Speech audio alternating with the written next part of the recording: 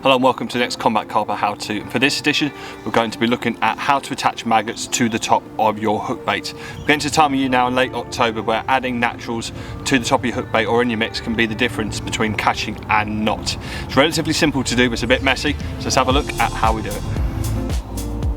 Okay, so the first thing you need to do is attach your chosen hook bait to your rig. I'm going to be using a 10mm SLK Pop for this. You also need to cut yourself off about 6 inches of bait floss. I'm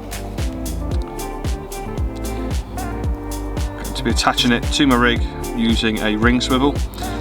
This also works if you are using a hair rig. You'll just need to pass the bait floss through the bottom of the hair. Yep. Pull your hook bait on, and there we go. Next thing you're going to need to do is get yourself a sewing needle. These are some relatively small ones, cost you £1 from eBay, and it's always good to have a little selection when you're fishing. Just moisten the end, one side of the bait floss, and pass it through the sewing needle. There we go. Rig board anymore. Okay, and now it's a simple case of attaching the hook baits, and unfortunately this is the messy part. With a maggot you've obviously got a tail end and a head end, and the head end is the end that you want to floss on because it's a little bit stronger, and there's 2 little breathing holes. They look like 2 eyes, and that's where you're going to pass the needle through. Be relatively firm when you're doing this. If you do burst one, just get yourself another, it's no big deal.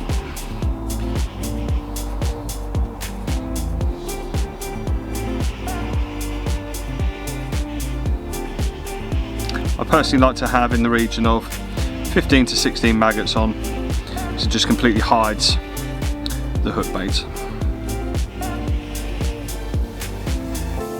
Notice I'm putting a lot of red on. Red seems to be working a lot better this session. I've had 5 bites so far, so yeah, it's definitely doing the do. That's 10, a few more.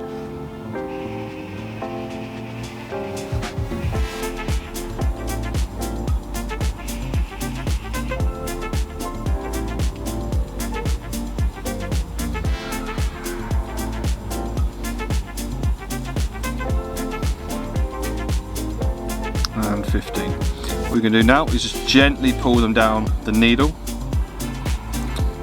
and pull your floss through. Just gently working the maggots until you get rid of your needle.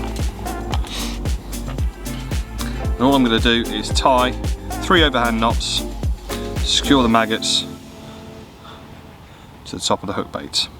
You can give it a reasonable pull when you're tightening the knot, but not over tighten it because you'll probably just rip the maggot's flesh.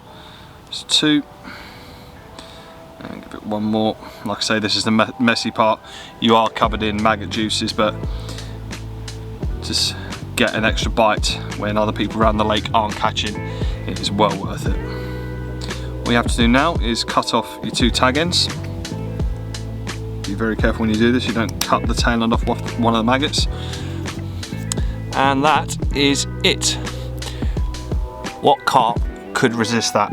It takes a little bit of time to do, but when you are getting bites when everyone around the lake isn't, it's definitely worth doing.